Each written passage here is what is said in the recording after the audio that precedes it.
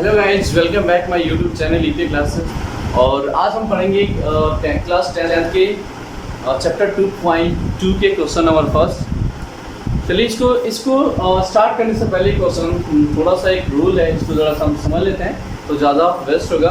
देखिए यहाँ पर दिया है ये है, इसको जो सिंबल आप देख रहे हैं ये अल्फ़ा है प्लस बीटा है, ठीक है। Alpha plus beta is equal to minus B upon में A and alpha into beta is equal to C upon में ए होता है, ठीक है। अभी अल्फ़ा बीटा और एक और आती है हमारी गामा, तो उनको बाद में देखेंगे।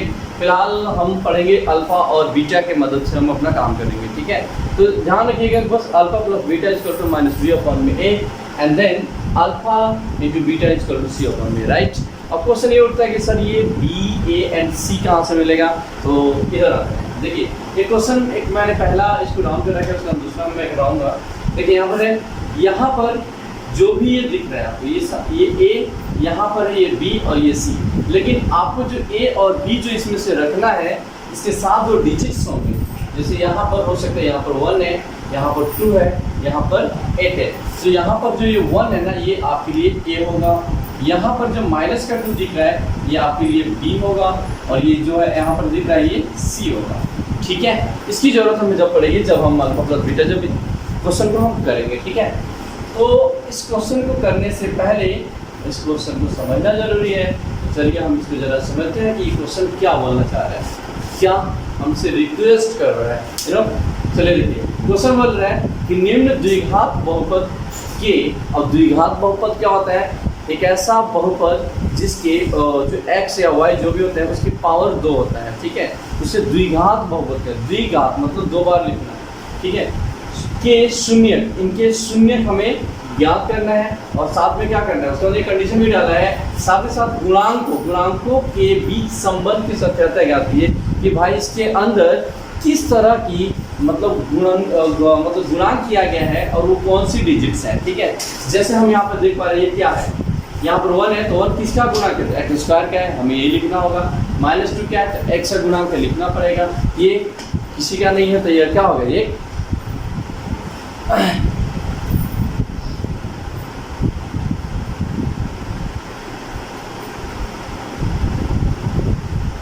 ठीक है। और यहाँ पर जो देख रहे हैं तो ये क्या हो जाएगा, ये एक अचर पद हो जाता है, ठीक है।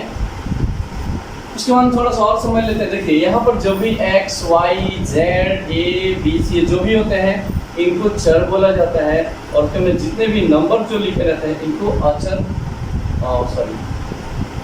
पद बोला जाता है, ठीक है। आप याद रखें इसको, इस चीज़ को। ये अक्सर बच्चे कंफ्यूज होते हैं, सर चर अचर क्या होता है। तो जितने भी अल्फ़ाबेटिकल्स नंबर जो दिखते हैं वो क्या है, ये चर होते हैं, और ये बाकी अचर होते हैं, ठीक है। ओके, अब चलिए इस क्वेश्चन को हम सॉल्व करते हैं फटाफट से। तो क्वेश्चन ये बोला है भाई हमें शून्य ज्ञात करना है। तो शून्य, तो जब भी शून्य का मतलब क्या होता है कि x का वैल्यू हम निकालेंगे, और उस वैल्यू को अगर हम इसके अंदर पुट कर देते हैं, मतलब इसके अंदर रख देते हैं इसके मान को, उसकी वैल्यू जो 0 आ जाती है, तो हम बोलते हैं भाई ये क्या है, इस पद के, इस बहुपद के क्या है, वो शून्य है। तो उसको x वैल्यू हम इस तरह के क्वेश्चन में कैसे निकालते हैं, तो इस तरह के क्वेश्चन को करने के लिए हमें इस क्वेश्चन को गुणनखंड करना पड़ेगा, दैट मीन्स फैक्टराइज करना पड़ेगा। ओके, तो समझते हैं इस क्वेश्चन को। तो देखिए यहाँ पर क्या दे रखा है, हमें क्वेश्चन दे रखा है x square minus 2x equal to x square minus 2x minus 8। तो हम इसको क्वेश्चन को करते हैं सॉल्व, ये क्या है। इसको करने से पहले थोड़ा सा ट्रिक याद रखना, देखो कैसे होता है। हम इसको क्या करेंगे कि x स्क्वायर यहाँ पर लिखेंगे सिंपली x स्क्वायर, और आई थिंक ये मार्कर काम नहीं कर रहा। चलिए यहाँ पर समझते हैं अच्छे से। यहाँ पर x स्क्वायर माइनस, अब देखिए यहाँ पर ये जो माइनस का हमें क्या चाहिए, x तक 0 निकालना, मतलब x की 0 फाइंड आउट करने के लिए हमें क्या करना होगा, पहले इसे सिंपली लिख दें। और यहाँ पर हमें इस नंबर को कुछ इस तरह से लिखना होता है कि अगर हम इसको आपस में मल्टीप्लाई करें, इस नंबर को ऐसा फैक्टराइज करके लिखना होगा, तोड़ के लिखना होगा कि अगर हम इसको मल्टीप्लाई करते हैं तो इसके मल्टीप्लाई के बराबर है, राइट। कहने का मतलब है कि -8x स्क्वायर आना चाहिए मल्टीप्लाई करने पर, और जोड़ने या फिर घटाएं, मतलब मल्टीप्लाई करने पर क्या आना चाहिए, इतना, और या तो हम माइनस करें या फिर प्लस करें, तो हमारा कितना आना चाहिए, -2x आना चाहिए, ठीक है। तो ये टर्म कंडीशन डाल दिया है। तो आखिर हम इसको किस रूप से यहाँ पर लिख सकते हैं, तो तो उसे करने के लिए सिंपल सा एक तरीका होता है जो आप यहाँ पर समझ सकते हो। सिंपली क्या करो, इसको और इसको मल्टीप्लाई कर दो और जो नंबर्स आते हैं, ठीक है, जो भी डिजिट्स आपको मिलता है उसका आप सिंपली गुणनखंड कर दो। ठीक है, इतना तो आपको आता ही होगा यार, क्या बोलते हो, है ना। चलिए, तो यहाँ पर हमने इसको फैक्टर कर दिया, तो हमने यहाँ पर देखा कि यहाँ पर 2 × 2 × 2 मिलता है। तो इसी में से वो नंबर हमें मिल सकता है जिसको हम लिख सकते हैं। तो कहीं भी आपको जाने की ज़रूरत नहीं है। आज ये तो चलो नंबर छोटा है तो आप सोच सकते हो खुद से, लेकिन यही नंबर अगर बड़ा मिल जाए तो सोचना मुश्किल हो जाता है। तो उसके लिए आप ये तरीका अपनाना ही पड़ता है। ठीक है, तो देखिए यहाँ पर मिल रहा है 2 × 2 × 2, तो हम इसको क्या करेंगे, 2 × 4, एक 4 ले सकते हैं और एक 2, यही दो डिजिट नंबर है जिसको हम रख सकते हैं। ठीक है, तो चलिए यहाँ पर लिख देते हैं। तो माइनस का यहाँ पर 4x लिख दूंगा और प्लस का 2x लिख दूंगा। अब मैंने ऐसा क्यों किया, एक प्लस और इतना क्यों किया, क्योंकि देखिए अगर मल्टीप्लाई करते हैं तो 4 × 2 -8 आराम से आ सकता है और x × x x² आ सकता है। सिंपल सही सेटिस्फाइड कर रहा है। उसके बाद में और अगर हम और जोड़ने या फिर घटाएं तो प्लस माइनस माइनस होता है। तो 4 में अगर 2 माइनस वाले तो माइनस का 2 आएगा, चिन्ह हमेशा बड़ा का होता है, इसलिए यहाँ पर माइनस भी सेटिस्फाई कर रहा है, तो ये हमारे लिए सही है। उसके बाद में हम यहाँ पर डालेंगे अपना माइनस का एक जो दे रखा है, तो सिंपल सा, कोई दिक्कत नहीं है। ठीक है, यहाँ पर है। अब हम इसको क्या करेंगे, इसमें से कॉमन देख लेते हैं कि भाई कॉमन क्या निकल रहा है। ठीक है, इसके अंदर से कॉमन निकालते हैं। तो देखिए यहाँ पर कॉमन का मतलब वो होता है जो दोनों के अंदर हो। ठीक है, तो कॉमन निकाल लेते हैं, जिसको हिंदी में उभयनिष्ठ बोला जाता है। ठीक है, तो यहाँ पर हम x यहाँ पर आउट करेंगे, तो यहाँ बच जाएगा x माइनस का 4, बिकॉज 4 नहीं जाएगा, सिर्फ x ही, x यहाँ भी है, x यहाँ पर भी, यहाँ आ गया, प्लस का चिन्ह लगाएंगे। उसके बाद में हम देखते हैं क्या कर सकते हैं। तो देखिए 2 यहाँ पर भी है, 2 यहाँ पर भी मिल सकता है हमें, तो 2 को हम निकाल दिए, यहाँ पे क्या बचेगा, x और माइनस का 4 बन जाएगा। ठीक है, बिकॉज ये 2 इसको डिवाइड कर रहा है, तो हम बोल सकते हैं कि यहाँ पर कितना आएगा, x प्लस का 2 और उसके बाद में x माइनस का 4। ठीक है, अब हम इसकी जीरोज निकालते हैं, तो हम ये दोनों ही किस चीज़ के बराबर है, 0 के बराबर है।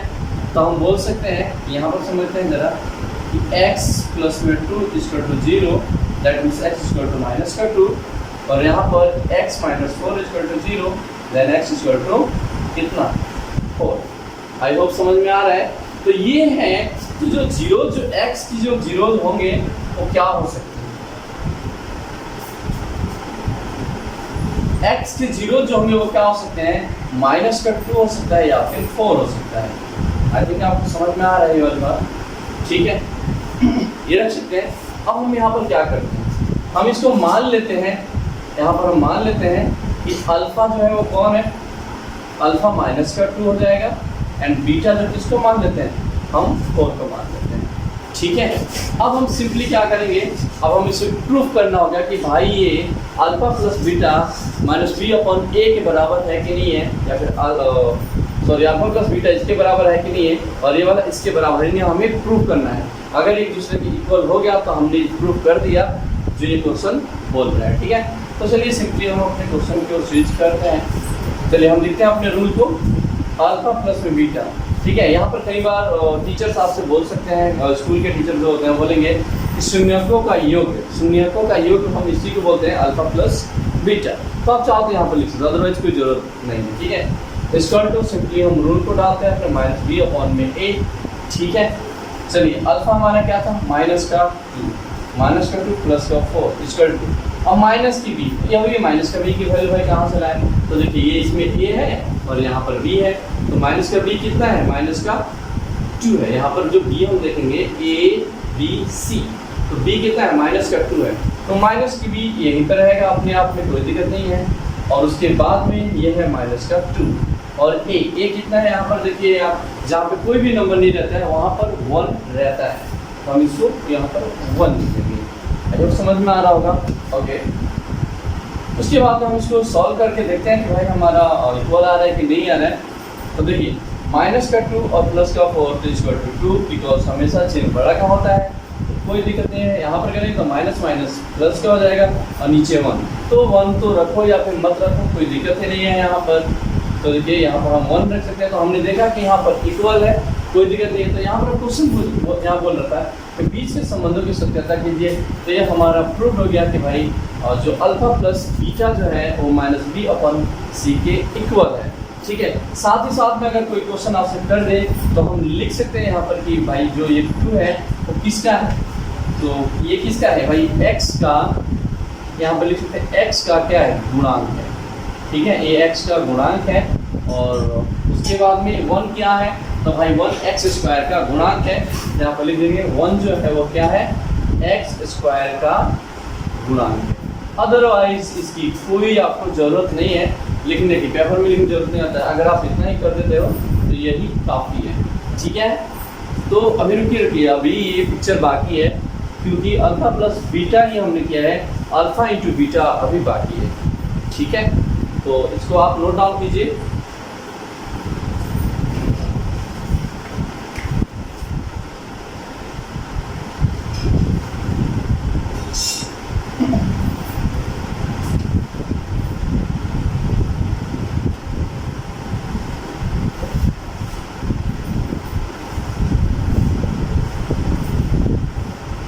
चलिए अब हम करते हैं अल्फा इंटू बीटा।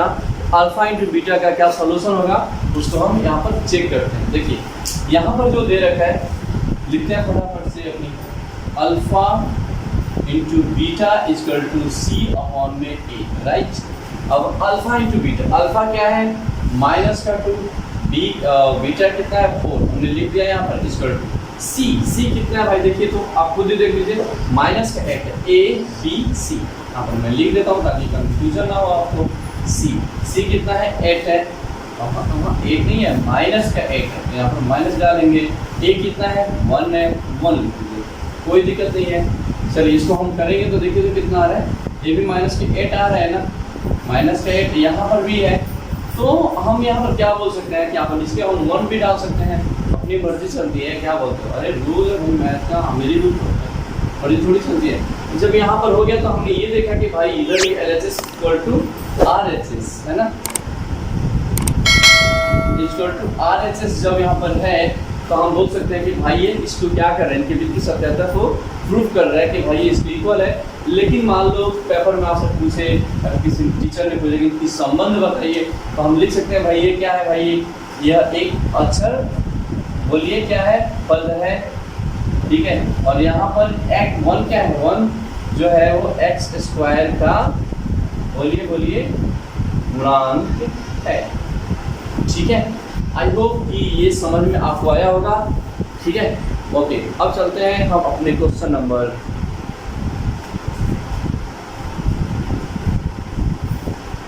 ठीक है। इसी तरह से बाकी के क्वेश्चन भी सॉल्व होंगे, लेकिन उसको हम करेंगे नेक्स्ट वीडियो में। तब तक के लिए bye and thank you, good luck.